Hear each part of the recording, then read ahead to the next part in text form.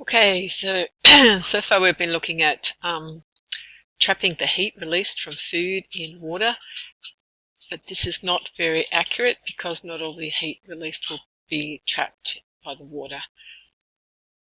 It takes 4.18 joules to heat every 1 gram of water by 1 degree. If a reaction happened in 100 grams of water and the temperature went up by 8 degrees, then you would think that you'd trap 3,344 joules. You had trapped that, but you'd think that that amount had been released by your reaction.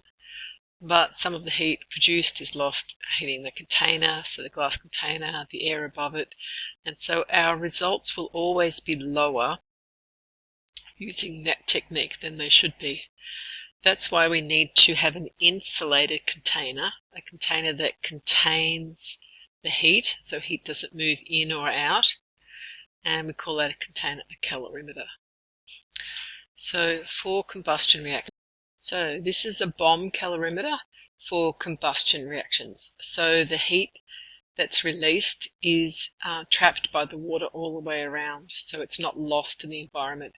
The container is insulated too, so no heat is lost to the environment eventually or taken in from the environment.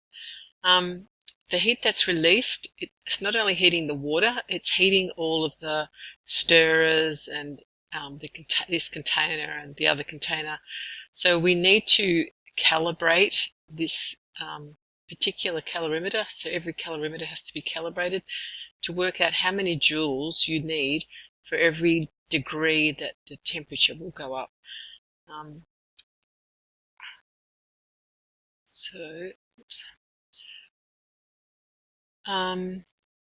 Yep, so it's just another picture of a calorimeter. The stirrer is used to move the heat around so that you're measuring the entire calorimeter, and we're going to look at calibrating it with electricity. So to calibrate it, you need to work out how many joules do we have to add to the calorimeter for it to go up by every degree. Okay, there's going to be two ways. So this is an overview. We'll do another quick one for measuring when you put a set amount of energy, set number of joules using electricity into the calorimeter, and then you measure the temperature rise. So you can work out how many joules for every degree, so calibrate your calorimeter, or the set amount of joules comes from a reaction. So we would do a reaction in the bomb calorimeter and it produces a set amount of energy, and we can use that to work out our calorimeter.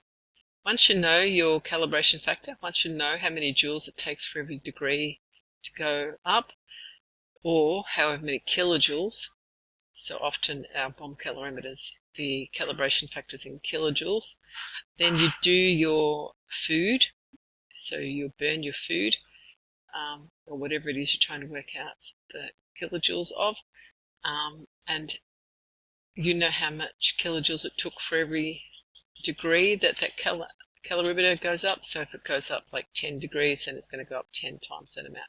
So you can work out how much energy comes from burning your fuel, the food. So once you know the energy, you know it for the mass of the food, and then you can work out how many kilojoules for 1 gram of the food. So the calorimeter, when you're calibrating it, you should always have the same volume of water when you're doing the reaction with the food as when you calibrated it. So if it was 100 grams, then the lowest amount that we would expect we would need to heat it would be 418 joules for every degree it goes up, because to heat just the water, that's how much you would need. So it must be more than that, because you're not just heating the water, you're heating the container and the stirrer. So if you had 100 grams of water in, then the lowest amount you would have would be 418 joules. But our calibration factor for bomb calorimeters is generally a lot higher than this. You notice your calibration factor? It's the same idea as your specific heat capacity. We have a known amount of joules. So we were just using water. That's 4.18 when we're doing the spirit burner.